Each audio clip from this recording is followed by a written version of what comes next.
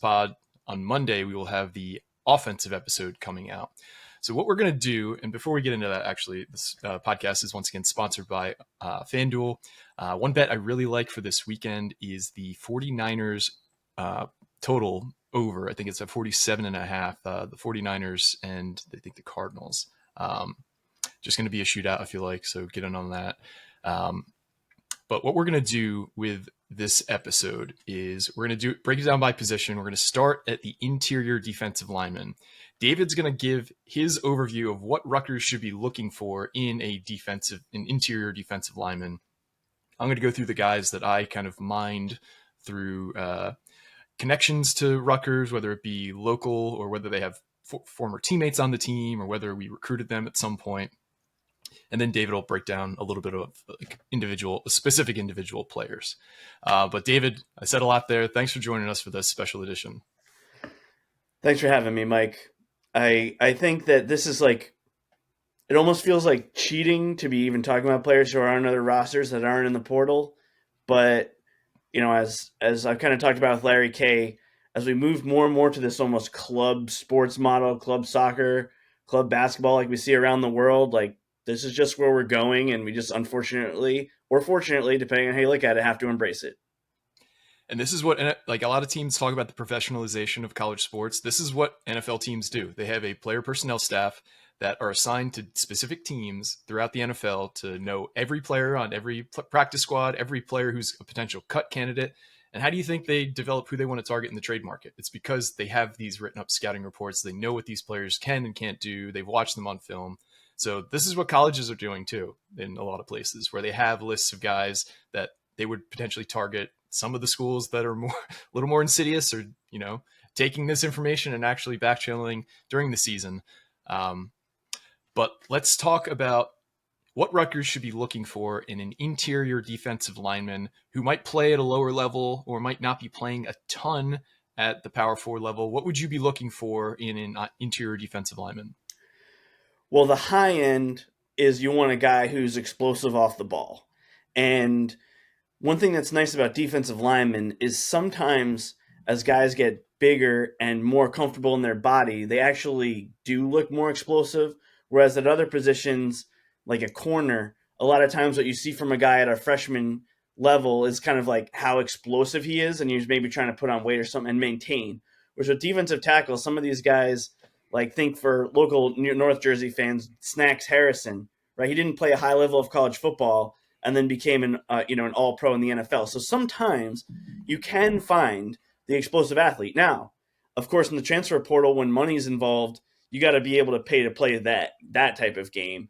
So more so and more commonly, what you're going to be looking for is you need to be able to see a guy that if his assignment is to just clog that middle, that he's not getting pushed out.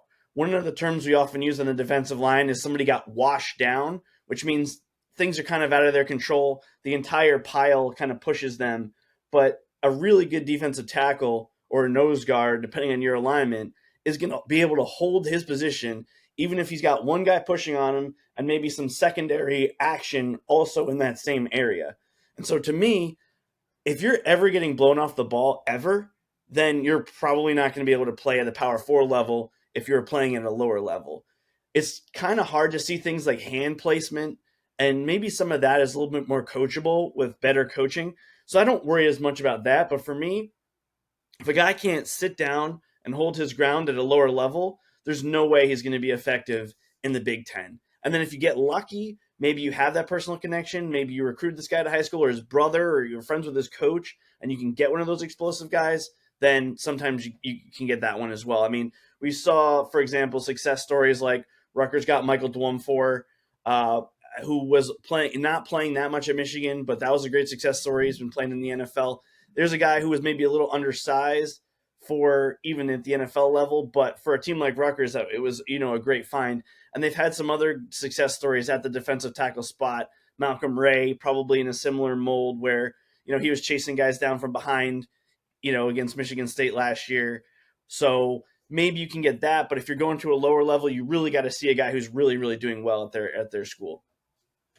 Yeah, I totally agree. The quickness off the ball, that first like tenth of a second when the ball is snapped is so important to not getting washed out. If you're just slow off the ball, you're kind of letting the offensive line kind of dictate the terms of how the play is going to be played out, whether it be because they have better hand placement or because they get that leverage on you. But if you can be cat quick and get to the place that you're trying to get to before the offensive line can kind of dictate the terms, that's huge. I think a forgotten element of all this that I want to table set with as well is that with the advent of the transfer portal, schools are taking smaller high school classes year over year. So your last 7 to 10 guys that you would take in a recruiting class in 2010 would be those guys who needed further evaluation, would be those guys who got that, who grew 3 inches their senior year, who, were a backup at like a Paramus Catholic and then became a starter. And then you got to really see what they're made of. Those guys are now not getting scholarship offers from Power Fours. Those guys are ending up in the G5. And now you have that kind of bump. The guys who would be the last 8 to 10 guys in the G5, they're going FCS. And the last 8 to 10 guys who are going to be FCS players, they're going to the D2. So there is a bigger pool of talent at the lower levels than there's ever been, but those players aren't making it to their senior year at their respective schools. There's this like, it's almost like they've become the new JUCOs, right? Where, they play 2 years at, Bowling Green rather than being, a backup at, I don't know, Wisconsin or something. Yeah. So just keep that in mind when you're like, this guy's, playing at this school, he can't play here. We've seen tons of examples of players who have made an impact at a lower level, tons of guys who became first round picks even after transferring up from the FCS or the G5 level to the Power 4. But let's kind of kick off this list. I'm just going to share my screen and go through these quickly because we have a lot of players to cover. But all right. So first on the list here is an interior defensive lineman from LIU. His name's Scoop. His name's Eric Gardner, but his nickname is Scoop Gardner. He's 6'2", 286. He'd have 2 years of eligibility. He's from Philly. He went to Archbishop Wood High School, who's been, at least in the past, a big funnel of players to Rutgers. I think the 2012 or 2013 team had a handful of starters from Archbishop Wood. They've put out, Kyle Pitts and a bunch of other players who've made it to bigger schools in the year or in the last 20 years. He's been pretty dominant for an interior defender for LIU this year. He's got 43 tackles, 11.5 tackles for loss, 4 sacks, and a block kick through 10 games. He played at Florida, and he was productive this season. He had 4 tackles, including 2 TFLs in LIU's game at Florida. His PFF grades an 84.8, which is 15th out of all qualifying defensive interior linemen, which I think is something around 930 guys have a qualifying grade. He's got a good run defense and pass defense grade. His run defense grade is 82.4. Pass rush grade rather is 80.1. He's got a lot of Rutgers coaches already following him. This is a guy who was a fairly highly recruited kid out of high school. Richie was saying that he was a lean towards Penn State at first, and he ended up going down a level for reasons that weren't made totally clear to me, but he's a guy to definitely keep a lookout for. The next up on the list is Elias Sherman from Maine. He's listed at 6'1", 290. He'd have 2 years of eligibility after this. He doesn't have necessarily a connection, being where he's from. He's from Tulsa, Oklahoma.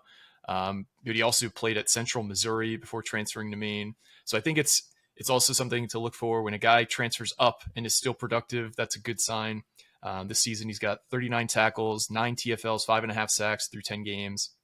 He's got a good PFF grade, 83.5 overall, really good run defense grade of 87.9, and a pass rush grade of 72.0. Next up, we have Aaron Clark, who's a redshirt freshman out of Towson. He's listed at 6 foot, 300 pounds, 3 years of eligibility after this season. He's from Charleston, West Virginia. He attended one of the funnier high school names, Hurricane High School. I don't think there's many Hurricanes in Charleston, West Virginia, but he certainly is one of them. He's had a pretty good year for Towson, 28 tackles, 6 TFLs through 10 games, PFF grade of 81.6, which is 29th amongst interior defensive linemen. His run defense grade is really solid at 88.3. Doesn't have as strong of a pass rush grade as could be indicated by his lack of sacks, but 61.7 is not bad for a redshirt freshman.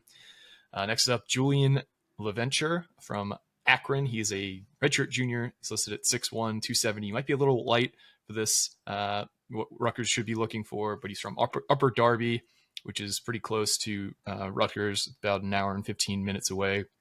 He started off his career at the California University of Pennsylvania. This season, he's got 37 tackles, 10 tackles for loss, 3.5 sacks, a forced fumble, and a fumble recovery through 10 games. Pretty solid PFF grade, 76.8. And next up, let's talk. Can I pause you there for a second, Mike? Sure. So, just for anyone who's listening, he was not playing. He did not play in that game last year when Rutgers played against Akron. Just to be clear.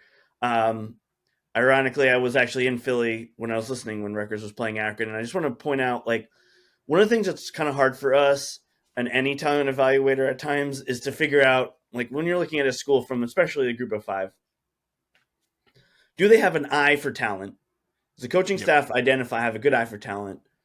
Or are they good at coaching up the guys that they have so that would translate to a higher level? Or are they just good at putting their players in position to succeed at that position group? Because if you remember that game last year, Akron was running a 3-man front, and Rutgers was having trouble running the ball earlier in that game. Ultimately, they eventually broke them down. And so when I look at a team like Akron, and off the top of my head, because this world is infinite at this point, I don't know if they've got the same defensive line coaches that they had last year or whatever, but that's one thing that's kind of difficult to discern at times when we're trying to figure out, like, is this guy a good fit? Yes, the weight might be a problem, but at defensive tackle, height to me is a little bit less of a problem. And we'll talk a little bit about that with some of the other positions. Like, if you're 6'1", but you can just anchor a spot, like, that sometimes can help you with your leverage and things like that. You don't have to be 6'4", whatever. If people remember Vince Wilfork or Gilbert Brown when they were kind of space eaters and from a bygone era, they weren't the tallest guys, and no one was shoving them out of there. I mean, maybe a Ted Washington was a little taller, but I just want to make a couple of those points because no, he did not play against Rutgers for Akron last year, but I do think that they're doing something right in the defensive line room with the Zips that perhaps is a pool that Power 5 or Power 4 teams are going to go to. No, that's a great call out because you look to. I think there's a couple things you can look at for like who's a good talent evaluator versus who's coaching guys up well. A great example is Toledo. So if you notice how many Toledo early commits get poached by Power 4s, whether that be Rutgers, whether that be Alabama, Pitt, yeah, they're if you're constantly identifying guys who end up getting scooped up by bigger programs, typically that's a good sign of talent evaluators know what they're doing.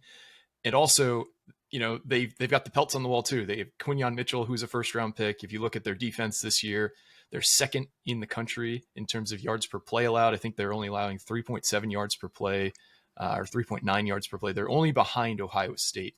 So when you see like production on the field matching with the production, or rather the recruiting, I guess losses when you're losing guys to bigger programs after they committed to you, I think those are two key signs to take a look at. The next guy I have on my list is Clifton Thompson. He's been in college for a while. He's listed at 6'1", 340. He's from Hackensack, New Jersey, went to Hackensack High School. He's been at Central Connecticut for 3 years. This year, he's got 20 tackles, 2 TFLs, 1 pass breakup through 10 games. His best season was last year when he had 30 tackles and 3.5 tackles for loss. His PFF grade is a 76, which is 111th out of 900 plus interior defensive linemen. And he's got a pretty good pass rush and run defense grade. Next up on the list, I have Junior Poyser, who's a redshirt freshman at Buffalo. He's listed at 6'1", 310 pounds. He'd have 3 years of eligibility after this season. He's from Brampton, Ontario. He attended the Williston Northampton School, which sounds familiar. I want to say Jamal Westerman went there, but I know he's got Northampton somewhere in his school background. That might be right, yeah. Yeah. We'll have to look it up. But he has shown his ability to get to the passer this year. He's got 24 tackles, 4.5 tackles for loss, 4.5 sacks, and a forced fumble through 9 games.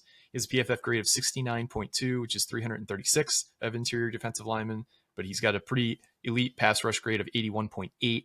The final defensive tackle we have on our list is Omarion Brown, who is from Wofford. He's a redshirt sophomore, 6'3", 308 pounds, 2 years of eligibility after this season.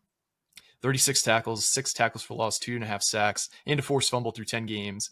He's got a PFF grade of 77.3, which is 87th among interior defensive linemen, with an elite run defense grade of 89.8. Aaron, Aaron, geez. David, I know you've kind of done some work on some of these guys in terms of looking them up. Who's a player that you kind of wanted to expound upon a little further? Well, I first want to just mention, and I'm trying to remember who. I mean, Hackensack is Bergen County representation right there. They used to play in the same conference as the St. Joe's, Bergen Catholic, Don Bosco, right? So it's a little different nowadays with that. But I think Rutgers has had several guys from there. I think maybe Walter King from the 90s was from there. I'm curious to see that. But the one guy I wanted to mention actually was not on your list. You had asked me to just for my thoughts on. Oh, that's right. A Penn player, Carter Jenke. So obviously I'm biased because that's my alma mater. Someone like him, again, not on your list, 6'5", 290. He's been multiple year all Ivy selection. And a lot of the times, this is where I just want to talk about the heights and weights, right? Because again, I said you don't have to be that tall as a defensive tackle. Sometimes it actually works to your disadvantage. A guy like him seems pretty well proportioned. Like, I don't think you necessarily want to put on more weight.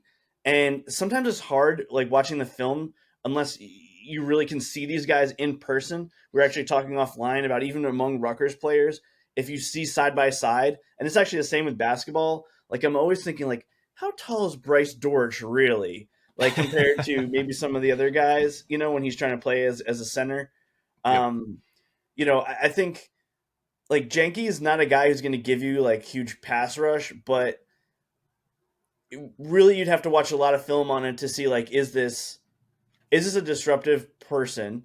And then also, one of the things that I also want to mention that will come up later is, like, if you just watch highlights on some of these guys, they're going to look awesome. Like the Oscar Palmquist basketball, like hitting every shot. So you have to kind of watch a whole game.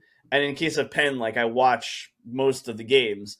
And, he's a pretty solid guy. Teams aren't usually running straight up the middle. But that was just one I wanted to just highlight that you had talked to me about. Of the other guys, it's kind of a cop-out answer because especially I love defensive linemen and especially defensive tackle play. But it's really hard to evaluate a guy. And mostly what I'm looking for a defensive tackle is this guy getting blown off the line or not? I mean, with the PFF grades at, like, FCS, I don't even know if that's actually that accurate. So I'm looking more in this one at the guys who come from Group of Five, and especially ones.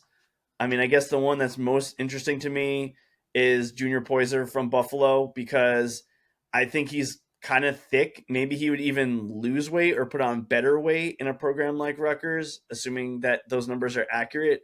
His PFF grade's not great, but for that weight, having a pass rush ability that he seems to have might put him in that first category we talked about, that he could be a little bit of an explosive guy. And then with the Canadian connection, I mean, I know it's a little better than the Chris Ash Sweden connection. Hopefully Rutgers can just double down on that.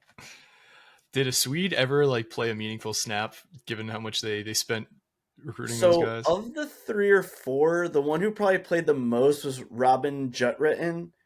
And then Sam Vretman also was a starting lineman. Even I think during, like, 19 or 20, I think it was 20 under Noah Vedral. I think I remember him playing that game against Indiana, the Michael Penix game. So yeah, there was some production from those guys. I think Jutretten was, like, a rotational defensive tackle. So yeah, I mean, they got greater than 0, but the amount of time, to your point, the time and effort in terms of recruiting some of those guys. I mean, I know that Vretman played at Cheshire, I think it was Cheshire Academy in Connecticut. So, like, they didn't have to go all the way to Sweden to recruit him. But I think, yeah, the time and effort here is, like, just as important in terms of valuable usage of your resources. Yeah, and Jordan Poyser, I know the sound isn't, or Junior Poyser rather, is he's on the screen for those of you watching on YouTube. I know the sound's not on, but he looks fairly well built for a defensive tackle. He doesn't look like just a butterball Um, and I looked it up. Jamal Westerman went to Notre Dame Catholic Secondary School, but it is in Brampton, so he's from the same Okay. town. So um, let's continue on here. Let's talk some edge rushers.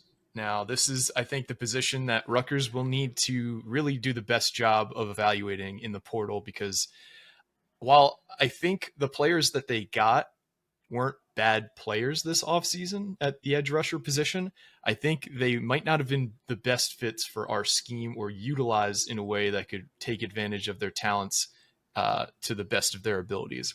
What should Rutgers be looking for in the portal when they're looking for edge rushers this offseason, David? Well, I think the number one thing to me, and this has kind of been a theme over the last couple of weeks with a couple of our podcasts, including our post game show recently, who is getting off of blocks? You want to be clean and not getting blocked if you can, but then if you are blocked, how are you getting away from that? Because these Big Ten linemen are only going to be bigger, stronger, have longer arms to keep you out. So, how are you either defeating blocks or keeping yourself free to be able to make tackles? I mean, I think if you look at Rutgers, let's say 2023 defense, there's so many things as to why that defense was better than last year and this year. But it was because their defensive linemen were able to make more tackles at the line of scrimmage. And part of that was they faced more, run heavy teams. That's true. But one of the things that they have struggled with, and like, let's take Bradley Weaver for an example. I think Bradley Weaver is pretty savvy when it comes to like using a proper angle, using wrestling style leverage, which we didn't even talk about at the defensive tackle position, to kind of like weasel his way at times, which isn't something you'd say of a big guy like that usually, but like find a little crease without it being like Julius Turner, where you're just kind of like running off of that cock nose. But for the defensive ends, they have to be able to get free from a block, or if you really want to spend the money and you can find it, you're going to find a guy who can just kind of run around the outside and deliver pressure. But even then, like we saw with Eric O'Neill, just because you can do that at a lower level, it's kind of taken him some time to adjust. And I give full credit to Eric O'Neill. I was very like questioning what he was going to be able to do in this scheme, like you said. And it's taken until the last few weeks, but he's not the same type of player he was last year. Whereas Yeah. if we look on this list, I think Adam Trick might be closer to that. I think he might be a guy who can play very similar to how he's playing at Miami of Ohio and have success. So we've got a kind of a mixture in here of different types of guys. Heights and weights. You got Lamont Lester in there, and I'll let you get to that. He's more of like a shorter, like speed, like straight line guy. Whereas Adam Trick, I feel like is kind of like a Bradley Weaver, but maybe like a little bit more like slippery when it comes to not getting blocked on the outside. Yeah, and like Bradley Weaver, has that wrestling kind of style of play because he was a high level wrestler in high school. He was a state champion in Ohio. I think he was his school's first ever state champion. But Rutgers has shown a propensity to go after these players with these wrestling backgrounds back to the Shiano 2.1.0 era. Raymel Meekins was a high level wrestler in high school. Alex Silvestro was a state champion at 215 in New Jersey. They had Gerald Hodges committed at one point, the linebacker from Penn State, who was a state champion wrestler at Paulsboro. They went really hard after Glenn Carson, who was a state champion wrestler in high school. There's a lot of guys who it's like they talk about like track being great for skill positions. Like wrestling is like the single best complementary sport to line play that you can possibly have. Like, because not only is it about hand placement, but it's also about understanding leverage and understanding when a guy is off balance and how to take advantage of that.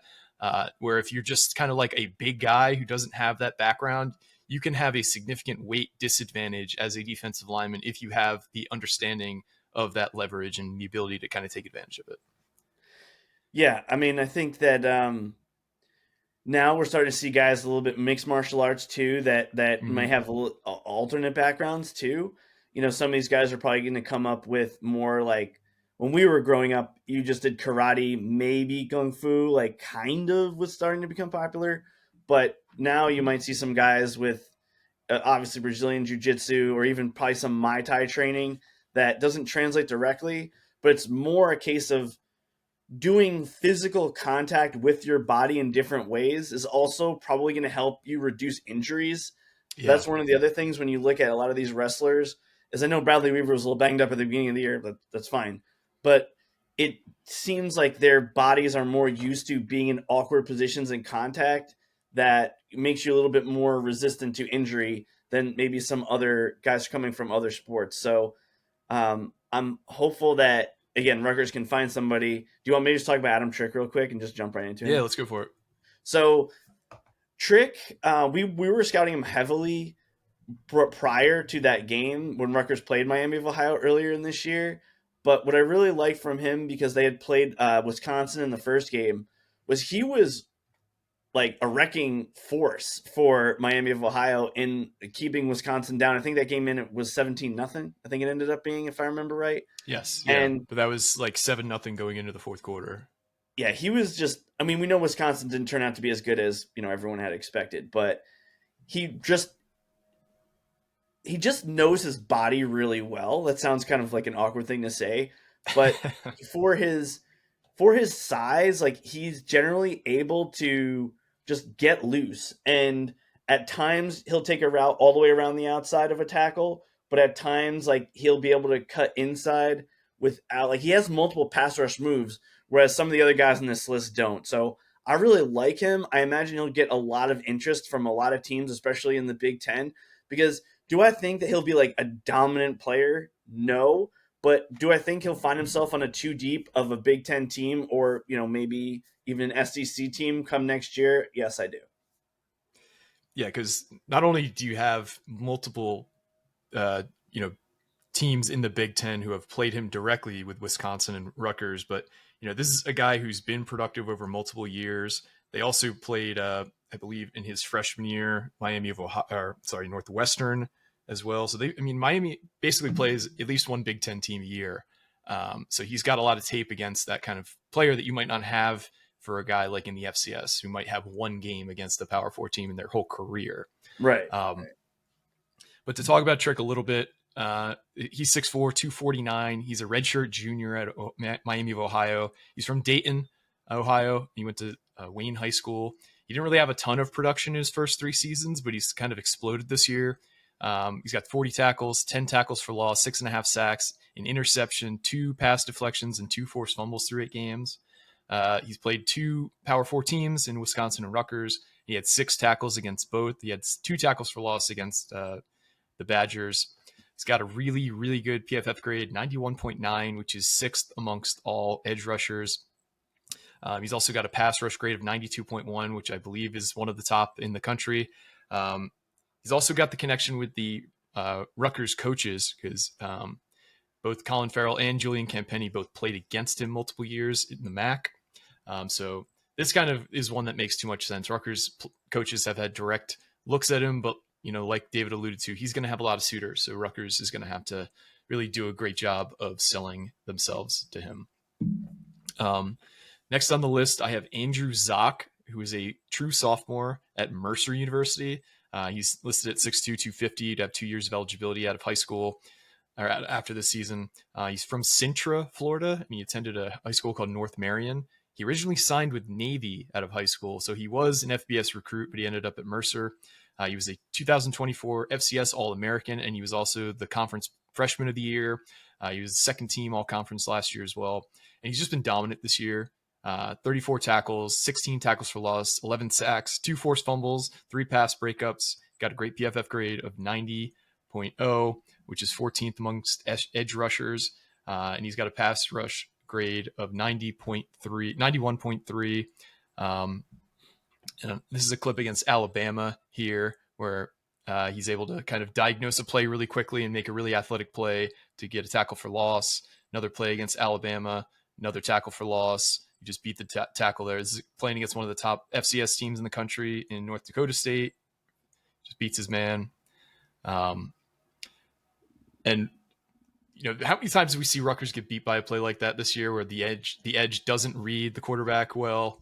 He does well there. Not saying that the speed increase of Big Ten quarterbacks, he's going to be able to do that every time, but at least he's shown the ability to do it.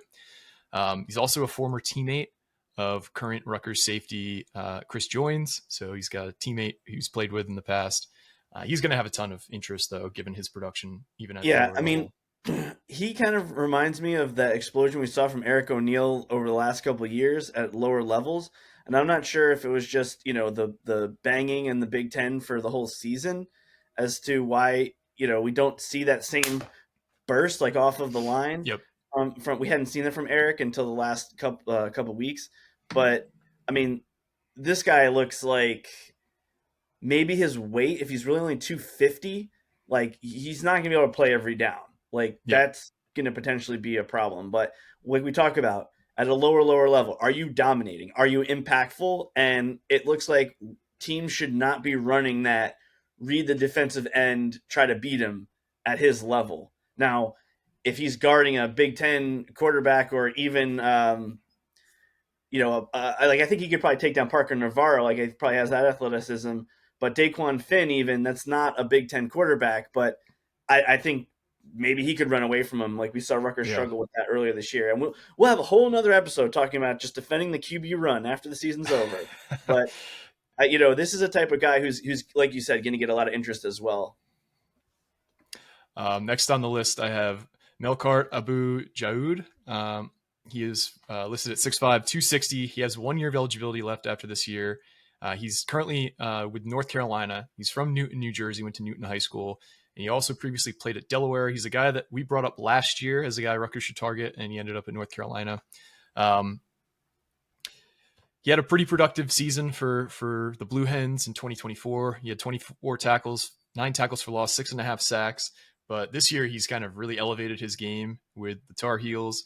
So far, he's got 30 tackles, 10.5 tackles for loss, 10 sacks, 1 forced fumble, and 1 fumble recovery through 9 games. He's got a good PFF grade of 77.0, strong pass rush grade as well.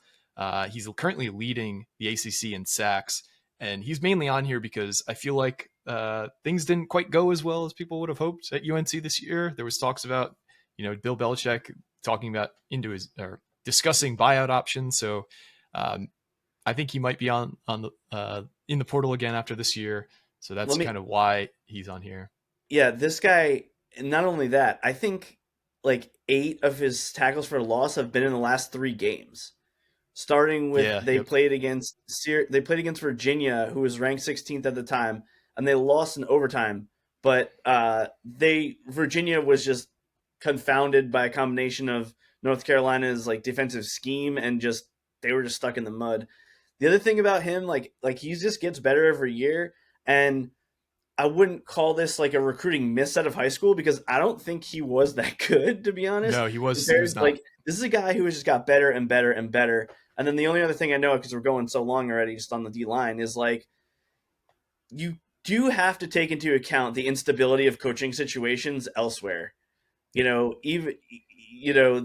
Just same thing with like even if you're in sales and one of your competitors might be going bankrupt, it's like maybe you want the stability that could come with our program. Now he's only got 1 year, but if he's trying to get 1 more year of good tape before the NFL, like I don't think a guy like this would be benched by a future coaching staff, but you don't know what their scheme's going to be.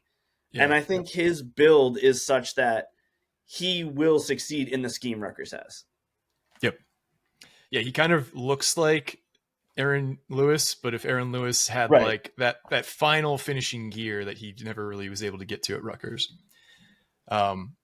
Next up, we have Lamont Lester. Lamont Lester Jr. He's a redshirt freshman at Monmouth. He's listed at 6'2", 230, but he'd have 3 years of eligibility left after the season. He went to Don Bosco Prep. This season, he's really had a pretty standout year. He's one of the top freshmen in the FCS, 30 tackles, 9 tackles for loss, 7.5 sacks, 2 forced fumbles, and a pass breakup through 10 games.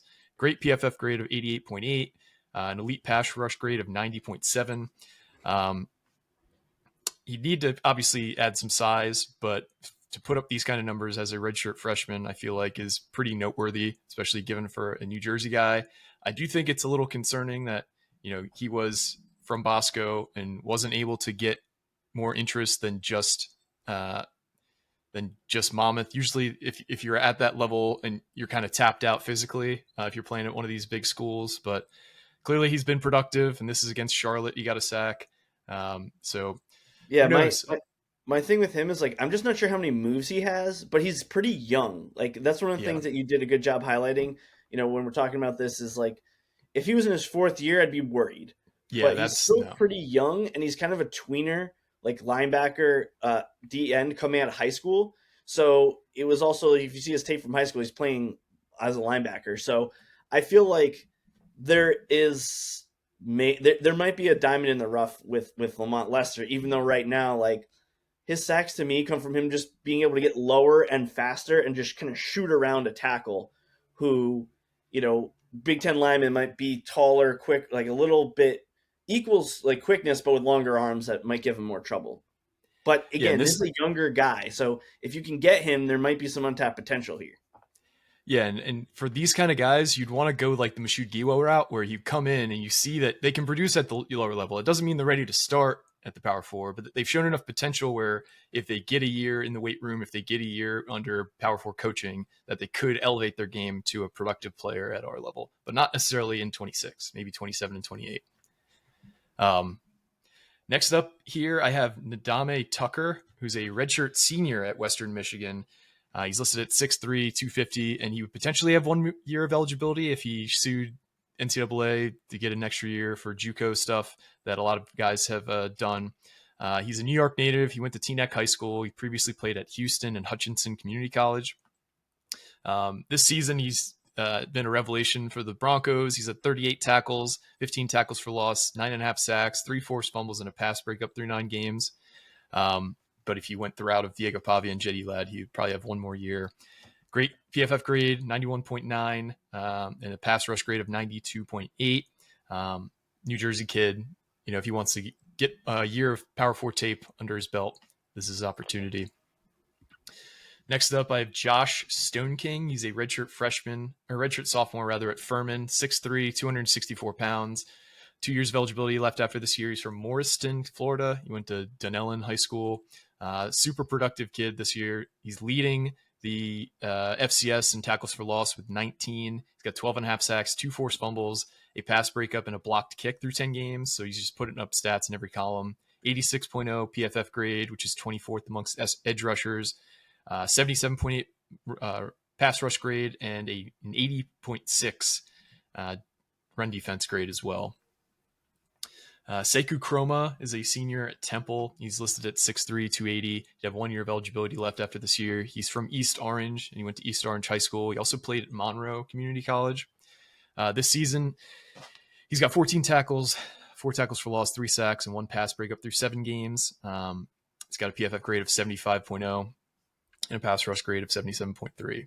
And by the way, I'm pretty sure he's not related to Jamry, who played for Rutgers and is now in the NFL. Yeah, right?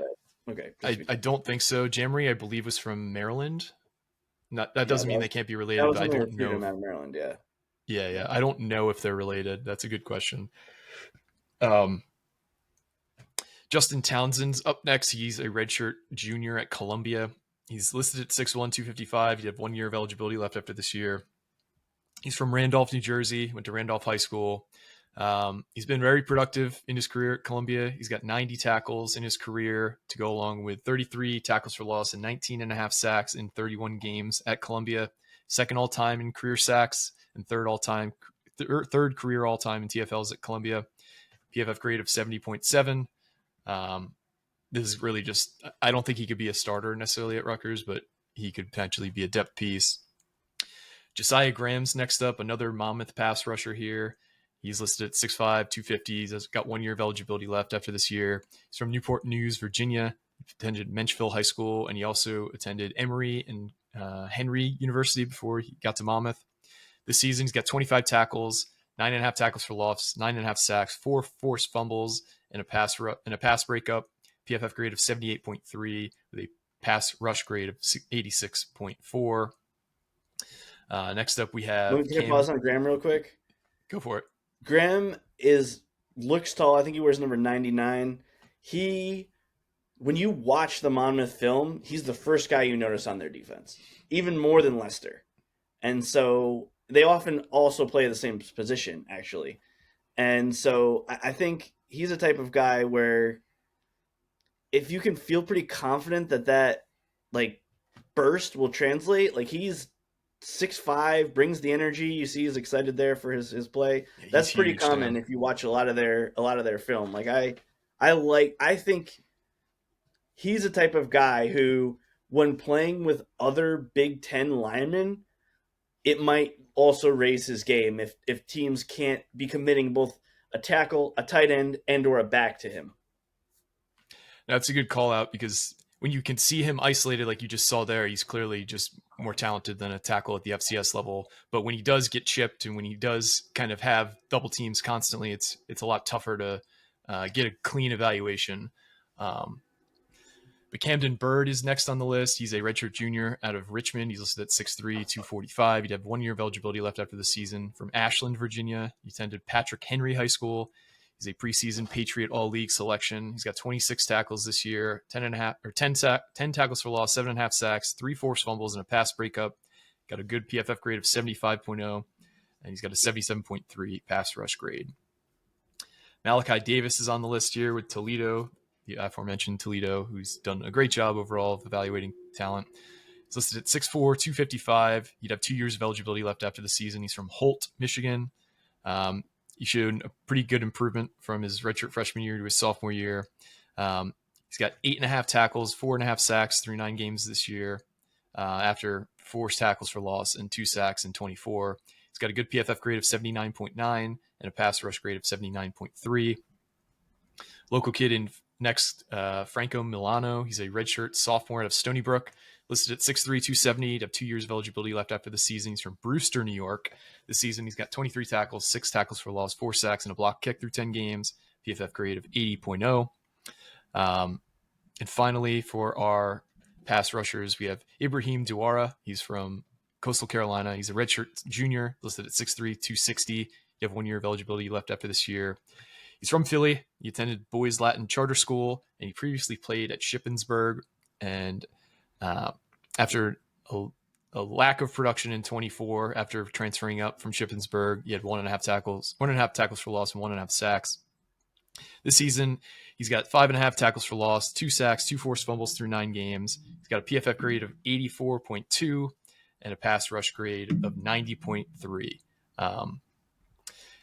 Anybody else you wanted to kind of touch on before we continue on with our defensive players, David? Defensive end, no. I think we have a lot to say about the linebackers, and we probably went a little long on the D-line, but it's really what we've seen from Rutgers, a big contributor to why their defense has struggled so much this year. And it's no coincidence that as they have played better, the whole defense has played better. And that's why I put so many defensive linemen on these lists, because I think it's going to be a position they have to really I think it's probably the single biggest position of need in the portal. Would you agree? I would say defensive end would be number 1 on my list without a doubt. Defensive tackle would be up there. I mean, obviously we have some eligibility stuff with, I'm not sure how many guys, who's back, how they can contribute. And we haven't talked a lot about that with this, but obviously it's not like the NFL where you have such a small roster where, we need a safety, go get a safety. Like, there's a lot more that goes into this when they have such a large roster and a lot of younger players you don't see in practice and how they're developing. Yep. As you mentioned, we're going to be moving on to the next position here, linebacker. What should Rutgers didn't really target a linebacker out of the portal the last few, really, I can't think of a single linebacker that they targeted out of the portal. They landed Austin Dean this past offseason, but that was really just like to bring an adult into the room and have like a veteran leader who wanted to come back, who had previously been here. What should Rutgers should Rutgers look for at least one linebacker in the portal? And 2, what should they be looking for in that player? So I haven't had a problem with Rutgers not targeting linebackers in there. I mean, we talked a little bit about how like premium positions, especially in the NFL, is starting to like kind of trickle its way into college, where teams can figure out how to not be burned by a linebacker at times, unless the guy is just a sideline to sideline, Steve Longa type at Rutgers. To me, a linebacker, yeah, the top end is if you can find a guy who literally can go sideline to sideline and has the size to hold up in the Big Ten. That's number 1. If you can't get that, then I think what you're next looking for is, again, like we talked about with defensive ends, like, can you stay clean? One of the biggest struggles that Rutgers has had on the defensive line, or I'm sorry, a linebacker this year, is just not being able to fight through traffic, especially to get to some of those perimeter runs. Like when you watch these other teams, a running back breaks outside, and then there's linebackers that somehow get out there, even if they don't make the tackle, they're at least like closing the gap or forcing them toward the sidelines. How many runs, even against Maryland last week, did Rutgers just have guys just running around the outside? I mean, they gave up 50-yard runs where if the linebacker can at least close the distance and force them to the sideline, then it makes it easier for the safety to take a better angle. Whereas if there's so much space, the safety has to kind of take a deeper angle and may or may not be able to make the play. So when I'm looking at that, that's really one of the things. And then I guess the third thing with linebacker, other than those two, is just how does he look in coverage? You know, coverage, yes, Big Ten athletes are bigger and faster and stronger, but you can tell from a guy's film, does this guy seem to have a clue and feel comfortable playing in coverage, and how many zones can you see that he's playing against? One thing with linebackers, I kind of care maybe the least about their highlights, because really what you need is a guy who's reliable on a down-to-down basis. Yeah, and I think a sport that's a good, corollary to coverage for linebackers is this kid a basketball player? Because think of like you have to fight through screens as like because a defensive back, like it's way different. You're running full length down the field, but a linebacker, you're kind of playing in these muddy areas the same way you'd have to kind of play in the muddy area of the paint. Like how can you are you quick enough to get around a screen? Are you able to kind of follow your guy and have an innate sense of where he's moving around you? Because that's a lot of it too, is feel. Like, do you kind of know, like, this guy typically runs these drag routes, I know he's right behind me, I'm going to kind of keep my eyes on the quarterback, but also kind of follow him in his projected route. Do you agree there with like basketball being a good corollary sport for a linebacker?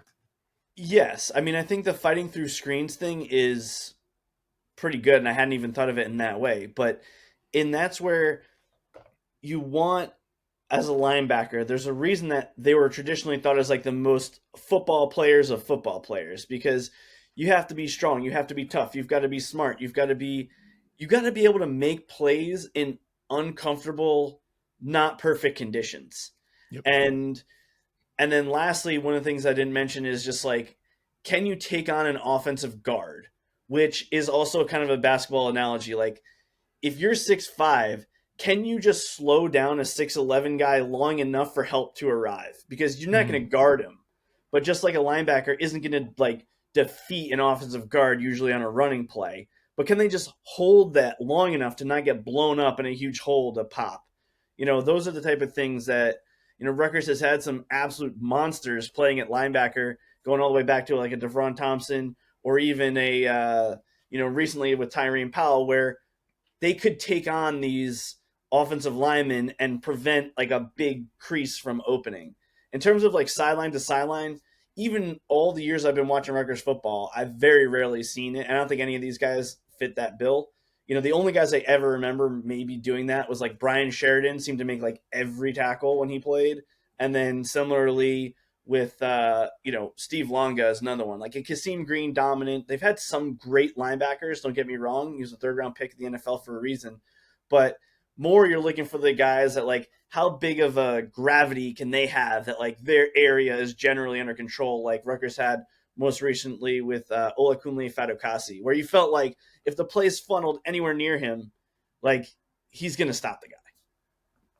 Yeah, that's a good point. It's how important scheme can be for a linebacker. Because if you're just asking him, like, we have a math problem in front of us where it's our 6 guys are going to be matched up with their 6 guys perfectly, you will have the opportunity to make that one-on-one play, whether it be to a running back or, the mobile quarterback. How often can you just make that, how often can you just make that one-on-one play? Or is your linebacker scheme like more so you're covering an area and you're kind of responsible for a lot more? I think we've seen a lot of the simplified stuff over the years for Rutgers, where like that linebacker, as long as he can make that play in the hole, then the defense will be okay. But we haven't necessarily had that for a while. Let's get into the list. First off, we have Christian Magliacano, he's from Colgate. He's a true sophomore. He's listed at 6'2", 215. You'd have 2 years of eligibility remaining after the season. He's from Berkeley Heights, New Jersey. He attended St. Thomas Aquinas High School, and he had a storied career there. He led STA to some of their best seasons ever. This season, he's been pretty dominant. He's had 65 tackles, 8 tackles for loss, 2 interceptions, 5 pass breakups, a forced fumble, and a fumble recovery through 9 games. He had a pretty good game against Syracuse, and we'll kind of talk more about that game later, but he's got a very good PFF grade of 86.2, which is 26th amongst all linebackers, an elite coverage grade of 88.8, and an elite run defense grade of 86.8. I've watched a lot of film on him in general. I think he's an interesting one. He does a lot of things where he might be maybe it's the inexperience where it's like he's not always fully confident in his assignment, but then other times he'll come in flying off the outside and like look stronger or more powerful than his body would make it look like he should be. And that is something that's hard to measure. And there's a couple guys on this list that do or do not do that. But I'm kind of intrigued by him. I think there's a chance that he could come to Rutgers and never do anything, but then there's also a chance that he could come and be elite in both like coverage as well as pass rush. And I don't know for sure down by down on a run play, but his grades indicate that he's good against the run. And I'm not sure how much of that is like just physical ability versus like feel, because there's definitely some uncertainty with him when he's playing that I feel like over time he'll become even more confident and more reliable. So I think he's kind of like a high ceiling, lower floor type guy on this list. Yeah, I'm just playing his high school highlights here because he didn't have a highlight tape for Colgate, but I mean, he's thick. You can see him. Yeah, he is well built for a high school player for sure. And if his weight and height are accurate, he's been living in the weight room as a linebacker in college as well. Let's continue on. Red Murdoch is a redshirt junior out of Buffalo. He's listed at 6'1", 240. He'd have 1 year of eligibility left after this year. He's from Petersburg, Virginia. He attended Hopewell High School. He's got a ton of generational talent, might be a little strong, but he's an NCAA record holder for tackles in a season. I think he had, his record that he holds is the most career forced fumbles, which is 17 right now, and that's an NCAA record. But last year he had 156 tackles and 16 and a half tackles for loss. This year he's got 105 tackles, 12 and a half tackles for loss, 4.5 sacks, 1 pass breakup, 6 forced fumbles this year, and a fumble recovery.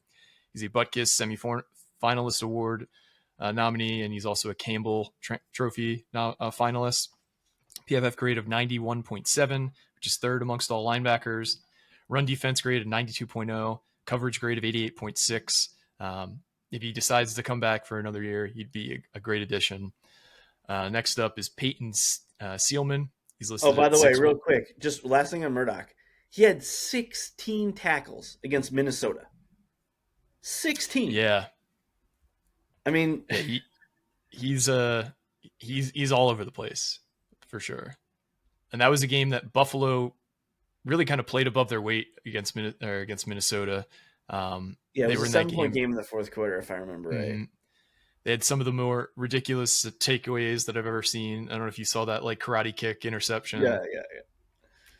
But he's just all over the field. Like he's one of those players where you don't need to ask what number he is because every play that is on his highlight is that's Red Murdoch. That's number 2. He's just. I personally think he should go to the NFL, but I could see if some reviews come back, maybe his we haven't talked about this either, but like if his actual 40 time isn't the best, putting that on tape week in and week out might be for the best, but I don't know. This guy looks like a beast to me.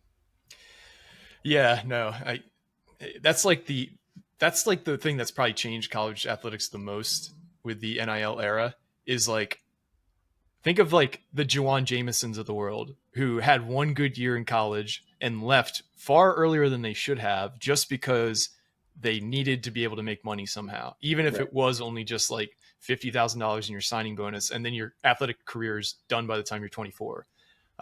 These guys can come back and really do a better job of of developing themselves, and also make some money at the same time. Because yeah, like if he gets a grade back that he's a 5th round pick at the most, he Get can more make more money money. coming back. Yeah. Yeah, it just makes more sense financially to come back. Whereas in the past, there's no chance you would come back. So Peyton Seelman is listed at 6'1", 225. He's a true sophomore out of Richmond.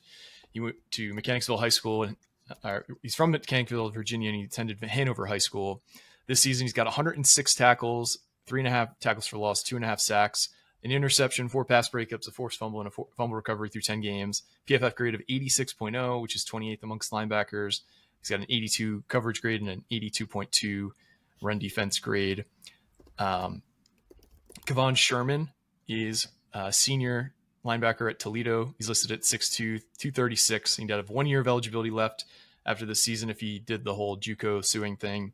He's from Pearland, Texas. He went to Pearland High School, and he also spent time at Hutchinson Community College. He's got 64 tackles, 9 tackles for loss, 2 sacks, and a pass breakup through 9 games for Toledo this year. PFF grade of 84.1, run defense grade of 90.3. He's just been a senior leader for this Toledo defense, like I said, who's one of the top defenses in the country. Next up, we have Omar Diomande. He's a redshirt freshman from UConn, redshirt sophomore from UConn, 6'1", 230. Have 2 years of eligibility left after this year. He's from the Bronx, went to John F. Kennedy High School. He's been very productive this year for the Huskies, 90 tackles, 8 tackles for loss, 5 sacks, and a pass breakup through 10 games. PFF grade of 66.9. More production than his grade would indicate. He's got 2 years of eligibility left. I want to make a quick point about him, which is UConn. Their resurgence this year, there's a lot of rallying to the football. Yep. And there's certain guys that are involved in those rallies all the time, and there's certain guys who are not. So I would venture to say that his tackle numbers and potentially even his PFF grade numbers would be more if he didn't always have the cavalry arriving. Like, because there's a lot of tackles where 3 or 4 Connecticut guys are there, and I don't know who gets credit for the tackle. You know what I'm saying? So I don't know if that is kind of making him look better, or if he would even be better if he was having to make more plays alone.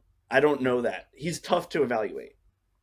That's a good point. And I mean, that's how a Rutgers defense, has played in the past. And when it's had its most success is when everyone kind of collectively is identifying plays well and rallying to the ball, because I mean, it's tough to make solo tackles, and it's a lot easier when you got 2 or 3 of your friends helping you out. Next up on the list, I have John Lista, who's a redshirt junior out of Penn. I have a feeling you'll have a little bit more to say about him, but he's listed at 6'2", 225 pounds. He'd have 1 year of eligibility left after the season. He's from Fairhaven, New Jersey, and attended Rumson Fairhaven High School. Second team 2024 all Ivy selection with 67 tackles, 3.5 tackles for loss, a sack, a forced fumble, and a fumble recovery, and 3 pass breakups through 7 games this year. He's the team captain and first team preseason all Ivy selection this year. Good athlete for his size, reportedly running a 4.67 40 and a 36-inch vertical leap.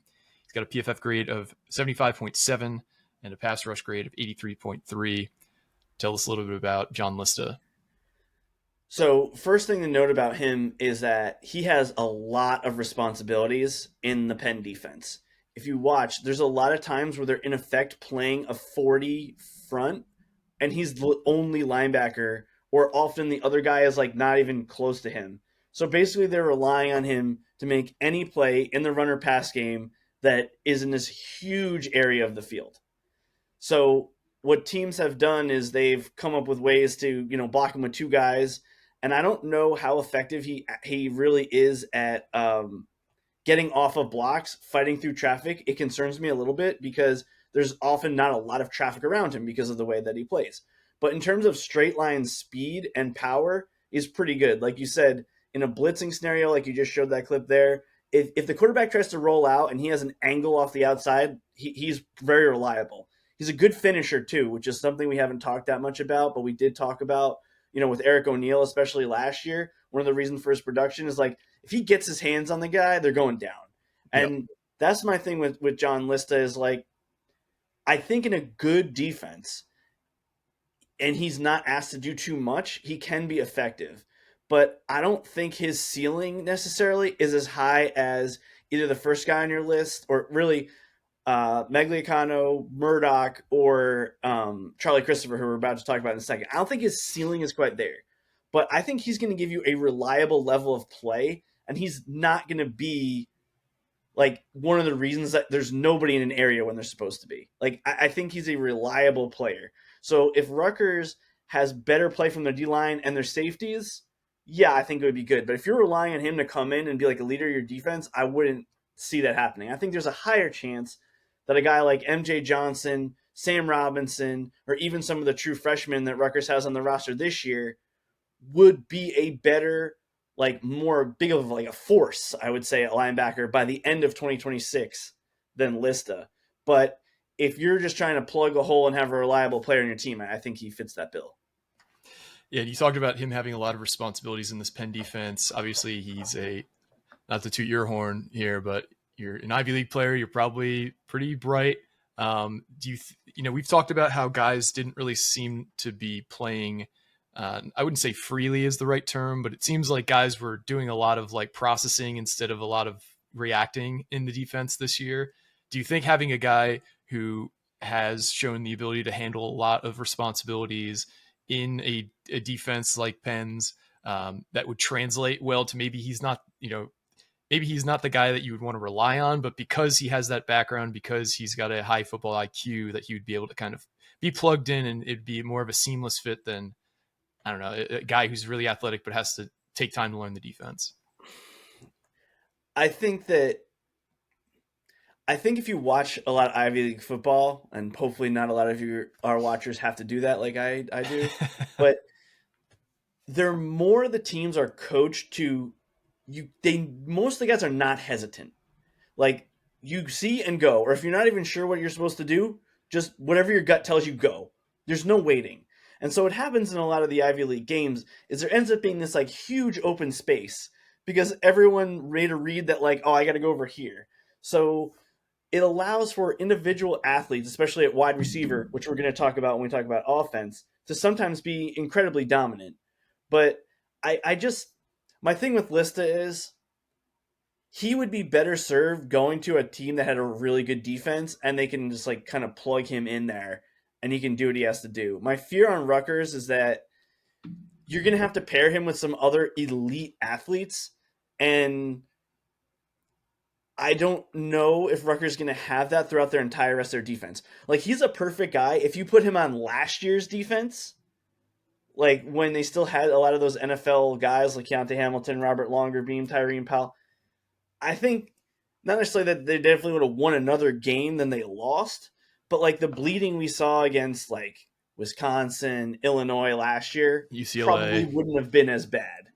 Like yeah. that's kind of, again, I like him, and it's not just because I have the connection from my alma mater, but like I just question if he can be an impact player in the Big Ten, but I know he could be a reliable player in the Big Ten. And so when you're kind of sizing it up with one of these younger guys who has more time to develop, you might just get more by investing time and effort in one of those guys that maybe has a higher ceiling. That's totally fair. Speaking of a guy who might have a higher ceiling, Charlie Christopher is next up. He's a true freshman linebacker at Ohio. He's listed at 6 foot, 227 pounds, and you have 3 years of eligibility left after the season. He's from Uniontown, Ohio, attended Lake High School. He took over starting duties mid-season this year after an injury. So through 6 games, he's got 40 tackles, 1.5 tackles for loss, half a sack, 1 pass deflection, 1 forced fumble, and a fumble recovery. But he's got an elite PFF grade of 90.3, which is 10th amongst all linebackers, and a coverage grade of 86.2, a run defense grade of 88.9. He's just put up great numbers this year through limited snaps, and that's the last linebacker. But I know you've done He a fair didn't amount he of work didn't on play him against too. Rutgers, right? No, he did not. So Nope. yeah, to me, I would say obviously Murdoch from Buffalo, if you could get him, would be my number one of this linebacker list. But I would probably put Christopher as the next best linebacker because of that in limited action, how well he's done. Even he doesn't always have he doesn't jump out on every play, but I haven't seen a lot of plays where he's a liability. Like he's got, for his age, he's got good hands to get a hand on a guy and take him down. Like if a guy's in his area, he seems to make the play. Whereas, the only thing you might worry about with this, and even then I felt like he was not burned by biting on play action as much as some of the other guys in this list. I really think there's a lot of potential with this guy, which is not that surprising because I believe his father played for Ohio State He as a did, linebacker. yes. Yep. And, he just, I guess my only question is why wasn't he playing against Rutgers? Was he hurt?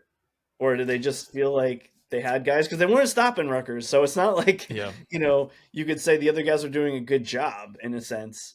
But I mean, he to me, is the best linebacker on this list. Again, depending on, what the cost and, what type of time and effort you want in the recruiting process. yeah, I mean, in his defense, true freshman playing on the road First in his, game? Yeah. first game. Yeah. But yeah, he's really impressed me in what I've seen from him. Let's move on to some defensive backs, starting with corners. I think if you could give like a gold star to Rutgers for any specific position in the portal in terms of where they've done the best, it's probably been corner. If you look at Eric Rogers, he came in from Northern Illinois, got turned into an NFL prospect, Christian Braswell, Trey Avery. The list goes on and on of, the success stories at cornerback. But what should Rutgers be looking for in the portal for a corner? And is it a continuation of what they've found in the past, or should they be looking for maybe something a little bit different in the offseason this year? It's a good question. When you look at a lot of those guys you talked about, a lot of them were not particularly. I mean, Trey Avery was kind of a different situation because I think he was originally recruited by Ohio State, went to the MAC. He always had talent, for sure. So that's kind of a little bit more of an anomaly. Though I do think of this list, the one who might be closest to that would be Cam Chadwick. We'll get to in a second. In general, I think you're looking for guys who just can jam at the line and then have some recovery speed. Because one of the things that I've heard, kind of not like full professionals, but people who have watched football for a long time is they say, man, I don't really care what somebody's 40 time is unless you're a defensive back, specifically a corner. Because if you're just not that fast, there's just nothing you can do. Like if the guy gets loose, you're screwed. And then your team has to completely plan around that, which is not really a smart thing to do. So like, is there a minimum speed? How do you track that? Now, one of the things I wanted to ask, I would love to ask this, even if it was off the record, is like, does Rutgers have some of that technology where they can track somebody's speed just by watching the video? Like you see on a lot of NFL broadcasts, they tell you like, this is how fast this guy is. Like, does the Rutgers department, can they just plug in a film of one of these guys and be like, okay, this is how fast this guy is running? Because that's more important than the 40 time, right? Because you're not usually coming from a standstill. So, yes, do you have a minimum speed? And then can you jam somebody at the line? Those are kind of the most important things to me because as Rutgers defense evolves, like their corners don't necessarily have to play on an island the whole time, but they have to be able to disrupt routes. If you can't disrupt a route, then you can't play in the Big Ten, in my opinion. Like those are some of the main things. If you can get a taller guy, lengthier guy, maybe it's easier because he's got a longer reach. But they've had success with guys who are smaller. That again, I don't expect these guys to be able to cover KJ Duff, right? That is just not what we're trying to do here in the transfer portal. If you want to find a guy who can do that, you got to get him in high school. But if you're just trying to find guys who can play and contribute, then yeah. Do they like football? Are they rallying? Do they want to tackle people? Because if you're undersized, you got to do that. And really, it's the minimum speed. And do you have the maybe upper body strength to jam somebody at the line and disrupt their play? Like those are some of the things. Then if you get guys who love football, rally to the ball, that's fine. But this is a position where the physical ability does matter. Yeah, and there's a service called Real Analytics, which uses this kind of uses AI to determine how fast a player is moving in a highlight tape. And so this is a pretty widely used service. So I would imagine that they have it as well. Right. Or something even better. Yeah. Yeah. So there are technologies and they have score ranges and things like that by position. So yeah, I would be shocked if they don't have something like that. Well, let's dive into this cornerback group. The first one I have is an Ivy League guy, Patrick Campbell from Dartmouth. He's listed at 6', 195. He'd have a year of eligibility left after this season. He's from Snellville, Georgia, attended Brookwood High School. He's had 3 good seasons for Dartmouth. This season, he's got 32 tackles, 1 INT, 5 pass breakups through 8 games. Last season was his best year when he had 43 tackles, an interception, 7 pass breakups, and a forced fumble. PFF grade of 81.3. And he had strong grades in coverage and run defense this year, 80.7, and a run defense grade of 85.5. Anything about the Ivy League player here? Or should I keep moving on? Well, the main thing I just want to say, and we'll talk about Jared Richardson from Penn as a wide receiver, by far his worst game was against Dartmouth. And so I don't have the snap breakdown of how many times he was going straight up against Patrick Campbell, but either that means he was in one-on-one coverage and doing a good job, or they trusted him to cover an entire half of the field alone so that other resources could be put there. So that's a good sign. But like, he didn't jump out when I just watched Dartmouth film, over the last year. Yeah, and he had these are just interception clips. So I'm not going to play them because interceptions sometimes are just luck. You're in the right place on the field at the right time. Other times you're one-on-one and are able to kind of snag a ball away from a receiver. But let's move on. Nehemiah Chandler is an intriguing guy. He's a redshirt freshman at South Alabama. He's listed at 6'2", 185. So he's got the length that Shiano loves in corners. He would have 3 years of eligibility left after the season. He's from Jacksonville, Florida, who Rutgers has recruited heavily. He went to Wakulla High School. He started his career out at Georgia Tech, and he redshirted, and then he transferred after 1 year in Georgia. He's been just a great producer so far this year. He's got 26 tackles, 2 interceptions, and 10 pass breakups through 9 games. His PFF grade is 74.1. He's got a coverage grade of 80.3. But just from a size and production standpoint, I think he fits what Rutgers looks for. Yep. Cam Chadwick, like David alluded to, is an intriguing name. He's a redshirt sophomore out of UConn. He's listed at 6', 185, and he'd have 2 years of eligibility left after this year. He's from Plainfield, New Jersey, and he attended Immaculata High School. He's been productive over 2 seasons with the Huskies. This season, he's got 55 tackles, 2 tackles for loss, 4 interceptions, and 7 pass breakups through his 10 games. And last year, he had 47 tackles, 2 interceptions, 8 pass breakups on the season for the Huskies in 2024. He's got a PFF grade of 69.1, and he's got a run defense grade of 80.5. So what stood out to you about Cam Chadwick that you wanted to touch on him more? For his level, he's physically got it. Now, does that mean he's going to be dominant in the Big Ten? No. But for his size, strength, power, like he looks like a dude, when you see him play, which makes sense as to why his run defense grade would be strong. Though my concern, let's talk about run defense first, or just tackling. My concern is what I kind of alluded to with UConn. There's so many times that there's guys just rallying to the ball everywhere, and he's not always one of those guys, which does concern me slightly.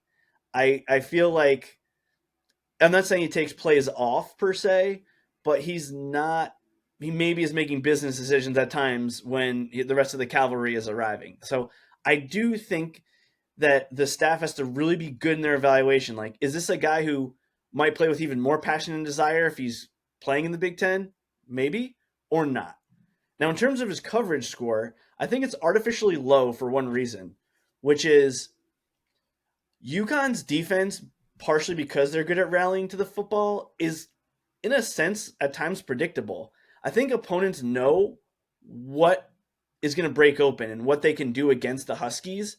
And so a lot of times, like, you'll see him being pressed up, and then he'll kind of back off, and they'll throw a slant like in front of him, especially like a third down where they're willing to concede yards because they trust that he's going to make the tackle.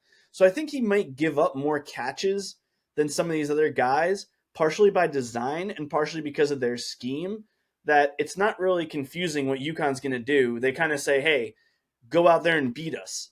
And so I don't think that's necessarily on him as much as it is like their scheme as to why maybe his coverage grade is lower. Because it looked like a lot of times where there was catches being made, it was like, all right, UConn's basically like we talked about with Rutgers, hey, we're going to let you throw this route. Go ahead. Let's see if you can convert a 3rd and 10 because we know you're going to catch this pass at 5 yards. Can the guy get the extra 5? and usually he's reliably there, able to make the play. So I guess it's hard for me to discern, like, is that related to maybe a lack of like giving it 100% because maybe he doesn't have to give it 100%. I'm not Sure. sure, but I mean the upside on him is very, very, very high. Yeah, and he had a crazy game a couple weeks ago against UAB. 3 interceptions in the game against the Blazers, 4 pass breakups, a sack, and 7 solo tackles. Not much more you can fill up a stat sheet as a corner than what he was able to do against UAB, who's, in fairness, terrible, but still, he did that in a game. Next up at corner, I have Liam Lindo. He is a 6'3", 190-pound redshirt sophomore corner at Bryant University. He's from Wallkill, New York, and he attended Wallkill High School. He started his career at Arkansas Pine Bluff, and he transferred up this past offseason. On the season, he's got 30 tackles, 2 interceptions, and 8 pass breakups through 10 games. He's got a great PFF grade of 83.4 and an elite coverage grade of 84.2. And he's also got a pretty great size for the cornerback position at 6'3". Next up, I have Mr. Clark is his name. He's a redshirt freshman from FIU. He's listed at 6 foot, 185 pounds. He'd have 3 years of eligibility after this season. He's from Opelika, Florida, and he attended Carroll High School. He's been a ball hawk this year. He's got 48 tackles, 5 tackles for loss, 2 interceptions, 13 pass breakups, and a forced fumble through 9 games. He's got a PFF grade of 76.7 and a coverage grade of 81.3. And that is the end of the cornerback list that I have. Anything you wanted to touch on cornerback wise before we move on to safety? Just that I think Rutgers corners have kind of received an unfair amount of blame at times earlier in the season. And I think that this staff generally knows how to coach corners. I think they'll look better next year because there's going to have to be some sort of overhaul on the defense. And I think if these guys, like the only one I'm sure meets all the physical the requirements here for sure is Chadwick. And otherwise, like there's probably guys in the program. Like I think if you took Zylan Williams, who's really ever played, and you put him at a lower level, he'd probably be able to put up some good stats. Right. Yep. And so with corners, sometimes, again, you're just really dependent on the physical ability, which is not 100% true of safety, which we're going to talk about next. Yeah, that's the other thing is like some schools are hard-headed and they'll target a guy with a lot of skill at corner thinking that their plays or their scheme could beat a player, when in reality they're just going to knock it away every time or get interceptions. And other times they are smart and will avoid said player and he won't put up any stats. So corner stats are just like, if you look at last year, like Quinyon Mitchell for the Eagles, he didn't have an interception until the playoffs, but he was playing it by all, like tape watching, ball knower standards at an all pro level. It's just teams figured out early that it's better to target Darius Slay on the Eagles than it is to try and play or throw against Quinyon Mitchell. Let's safety. Now, safety has gotten a lot of blame for some of the ills that have seen this on this Rutgers defense this year. One, do you think that that's fair? And two, in terms of who Rutgers should be looking for in the portal this year at safety, what should we be looking for traits wise, player comps, what should Rutgers be looking for in a portal safety? All right, I'll take the first one first, which is I think a lot of that blame is fair, though I do think that safeties, just like the linebackers, have been put in a bad position because Rutgers hasn't contained the edge. That's not the safety's fault. And then not only do that's at the edge, like they're not even closing the space for a runner to run. And so like I was talking about, like, and especially for anyone who's played soccer, like picture you're like a sweeper or something, right? You have to be you can take the angle, the best angle you can without the person like going totally past you. So if the space is shortened, you can take a tighter angle. If the space is huge, you have to take a huge angle and then may or may not work. And as much as he's been maligned, Kaj Sanders, like, we have been harsh on him. You even made the comment, like, at times it looks like he's doing cardio out there. It's like, yeah, at times he's defending, like, of guys running free, and there's 30 yards on either side of him to run, and there's the closest defender's 20 yards. Like, you got to take a perfect guess as to where you can take that guy down. and Kyle Sanders has the physical ability that I think that's why we have been disappointed, because we think he could maybe make some more plays. And we've been proven right, because against Maryland, and in the last 3 weeks in general, he has closed people down near the goal line, knocked him out of bounds, and then saved 4 points because the other team had to settle for a field goal. So I think that in a sense we've been vindicated there. And then with Jed Elad for himself, like, same thing. The way he was playing earlier in the year was not the way he played last year. And now that he's kind of selling his body out a little bit more because he's not the thickest guy, like, yeah, I'm sure it's hurting. I'm sure every night he's icing pretty hard. But, like, that guy, if he would have been there earlier in the season, I don't think we would have been giving the same level of criticism. So I think both Sanders and Elad have shown it. And then, not to escape the criticism, but that third 50-yard Maryland run last week, Jesse O'Fury basically ran forward. He ran into Cam Miller and his guy. Whereas if it would have been pass play, it would have been a defensive pass interference at minimum. And then the running back just kind of comes around the outside, which again, if linebackers or D-line could have set the edge, fine. But O'Fury was nowhere to be found on that play because his eyes were so sucked into the receiver that we've been critical the other way of guys biting on play action. It was actually the reverse. It was a handoff, and he was not tackling the guy. So I think everybody has had kind of growing pains in this defense that has played safety. So hopefully that's not going to be a problem, as they kind of figure things out. But yeah, I think they have deserved plenty of criticism. But again, if you have a really good line and linebackers, like, your safety's job is infinitely easier. They've been in a lot of bad positions, and that's why they've been burned, a lot of times. And look no further than that Washington touchdown to start the Maryland game, where it's just Jed Elad one-on-one with a blocker. He's not only got to win that battle, but also find a way to get to the quarterback at the same time with nobody else near him. And there was no one in the frame. If you look at that, it was incredible. And that guy was he was like a tight end, right? That was a tough block to defeat. We talk about getting off blocks, but that's not Jet Elad's, what he brings to the table. And if you put Kyle Hamilton in that situation, he's not even winning that every time. Not every time. That is, he's winning it, but it's going to be a situation where the quarterback's going to score touchdowns even on the best safeties in the world in that situation. And even if you look back at past Rutgers guys, like when they had Courtney Green, who was an NFL draft pick, played in the NFL, he doesn't have the speed that if he was in that sort of open space, he could probably defeat the blocker. But if the quarterback takes a good angle and is fast, I love Courtney Green, but he's not going to tackle him. He's not going to have the speed to come up, and that's why Rutgers has been so reliant on Elad and Sanders, because they have that top-end speed to chase people down. Yep. So let's talk about some of these safeties that I have targeted here. The first is Vincent Ferenzi. He's listed at 6'4", 221. He'd have 2 years of eligibility left after the season. He's a redshirt sophomore. He's from Syracuse, New York, went to West Genesee High School.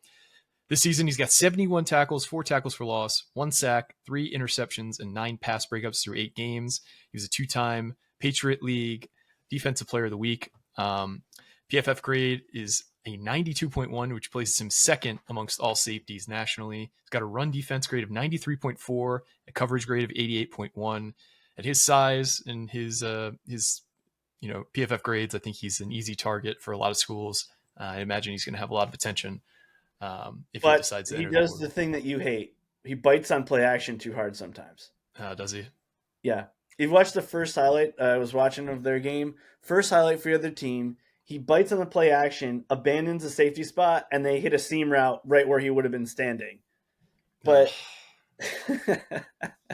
brutal. Sorry. But again, what makes him interesting and good is he's tall and he has that length that he can fight through traffic.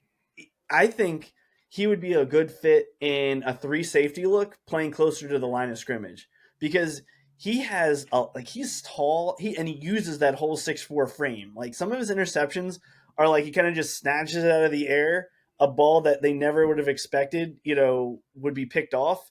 And then he has the acceleration. Like, he's tall and has good straight line speed, and he shows pretty good agility. So he's kind of an intriguing guy to me, because I don't really want him as my deep safety, but if I could get him closer to the box, I would like it. So a big question for me with him when you're looking at this offseason is Rutgers going to keep this 4-2-5 with three corners or not? Because if they do, I would be very concerned if he was one of my two safeties. If I was playing three safeties and he was my big safety, I'd feel like there's a chance for that. Assuming he can beat out the guys in camp that they have on the roster. But to me, he's very much scheme dependent. That's a great point because I meant to ask you that. What would you, if you were like, if you had the ability to get a similar level player, whether it be a three corner based defense or a three safety based defense, if you could like choose which you would prefer, and I mean Rutgers had more success in 23 with the three safety look. Last year they didn't have success with a three safety look. This year they have three corners in base defense and they're not having a ton of success. What would you ultimately choose if you were running the program? I'll give you a reason why it worked in 2023. Max Melton Okay. and Robert Longerbeam. Yep. Because you have two corners and you have Eric Rogers coming off the bench. Like you can trust those guys to be outside. Yeah, three NFL corners helps any defense for sure. I mean, that's kind of. I think it's okay. And sometimes I want to, give you credit. Sometimes the analysis is that simple. Everything was going to work that we ran if you have that kind of talent. Right. You just don't. You can trust that they're gonna hold up in a lot of those plays, and I feel like it's kind of like defensive line where Urban Meyer would say he didn't think a four-man front was actually the best defensive scheme, but at Ohio State he could get 5-star defensive ends who are just absolute monsters, and they don't want to play in a 3-3-5 where they're taking on two blockers. Like they don't want to do that. Like the Bosas want to be outside and going out and crushing somebody. And I feel like the defensive backfield is similar in a sense where theoretically you should be able to find more guys who are passable at safety, but I think Shiano was just more comfortable playing that because basically the third safety was like playing a linebacker role and he's more of a traditional like 4-3 type coach. And even when Izian was playing that role, he was kind of like this like really weird like linebacker who would drop into coverage a lot type role. Right. I mean, and they even the precursor to this was when Rutgers actually had Ross Douglas, who is now the assistant coach at Oregon. He was playing quote linebacker in the Chris Ash defense in 2017, and they had a lot of success. But really, he was a safety in a 4-2-5. Like to be honest, like that's really what we're doing here. And so, I mean, I think it's very personnel dependent. Like if you have corners who are complete cornerbacks, yes, I would say fine. Like when they had Bless Austin, who could even as a freshman, he's big and physical enough to do it. Or even if they're not tall, like when Rutgers had Nadir Barnwell, he had the like that natural strength, compact strength that even of a short guy, he could do it. And I know, we've been going for a long time here. But like it's tough. I think you kind of even if you could do it year by year, maybe that would be fine. I'm not sure how much that impacts the linebackers, but it's hard to say. Like, I guess if you were to put a gun to my head and say, what do I think is better for Rutgers? I would say probably play three corners and really try to double down on having defensive end pass rushers. But I could be convinced the other way. Love that insight. Let's keep going with these safeties because we have gone on a while. I want to respect your time here. But Mekhi Smith, he's a true sophomore out of Lehigh. He's listed at 6'2", 210. He went to Lower Merion High School. Shout out Kobe, Lower Merion, PA. This year, he's got 43 tackles, 4 interceptions, 6 pass breakups, a forced fumble, and a fumble recovery through 10 games. Got a great PFF grade of 90.4, which is 7th among safeties, and an elite pass coverage grade of 88.8. Lehigh's having a standout season. They're 10-0 on the year, and I think they're top 5 in the FCS. So they've got a lot of talent on that roster. He's pretty good. I mean, he was number, I think, 22 last year, and I think this year he was number 1. Mm-hmm. And you can see that he's one of the more reliable people on their defense. He's pretty intriguing to me. I think he has the physical ability, and really I'd have to rely on the coaching staff to really break down extended tape to see like is can he be that Sanders Elad, or are you really just kind of capped with his upside? I think he's intriguing to me. Yeah, and given his age, that he's still got so much eligibility, he hasn't redshirted. Like the numbers he's putting up, even at the FCS level, is impressive. Next up, we have Ty Bartram. He's a redshirt junior out of Harvard. He's listed at 6'1", 200 pounds. He'd have a year of eligibility left after this year. He's from Pomeroy, Ohio, and he finished his high school career at Spring Valley High School in West Virginia, but he played his sophomore and junior years at Cherokee High School in Marlton. So interesting path there. He's a two-time captain. Yeah, he's the leader of their defense. Like you see, it says 3-year starter, 2-time captain. Like you see how that is, and he sticks out on tape because of his quickness. Like he's pretty fast and quick.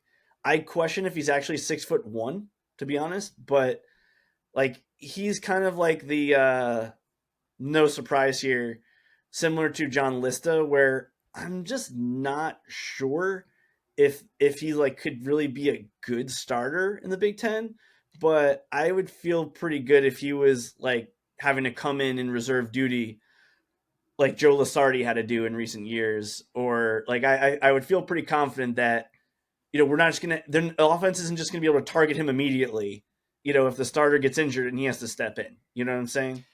Yeah, through his tape, you could definitely see he's undersized. I would doubt he's 6'1" as well, but given that he's had the production and the leadership skills, maybe he can, like you said, come in and be like the third or fourth safety if he's interested. PFF grade of 86.1 for him on the year. But they have a good team and a good defense. Like I think his grades are a little inflated by the fact that his team's good. Yeah. Yep. The final player I have on the defensive list is Nick Peltekian. He's a 6 foot, 215 pound safety out of Mahwah, New Jersey. He went to Deerfield Academy. He was a preseason All-American this year, and he was PFF's 7th rated safety in 2024, and he had an 89.6 grade. He's been limited in 2025 due to injuries. This season, he's got 20 tackles, 1.5 tackles for loss, 1.5 sacks, 1 pass breakup, and a forced fumble. He's also the punt returner, and he's averaging 17 yards per return. PFF grade of 70.6 this year. Last year, he was a guy that I really kind of stand for quite a bit. What did you see out of Peltekian? Well, my question with him is, was he hurt in the playoffs last year? Because two things. One, I'm a little concerned about how deep he plays at times, and I don't know if that's because he's compensating for an injury or not. So that concerns me. I also saw him in that Richmond game, like I think it was the first Richmond touchdown. He was one-on-one with the guy down the seam, and the guy I think he did bring him down, but like the guy just kind of like bulldozed him.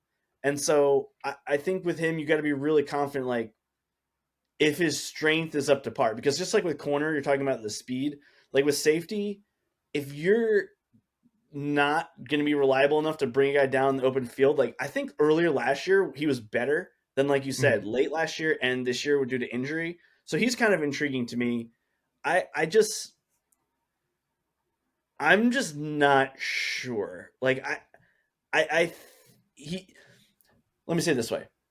I think there's a higher likelihood that some of the true freshmen on Rutgers' team from the last few or even redshirt freshmen would be better by the end of next year than him. But kind of like some of these other guys in this list, like game one, I'd feel more game one 2026.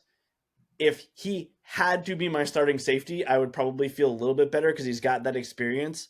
But I'm just a little concerned about, and I don't know if it's their defense, but like the depth that he plays at.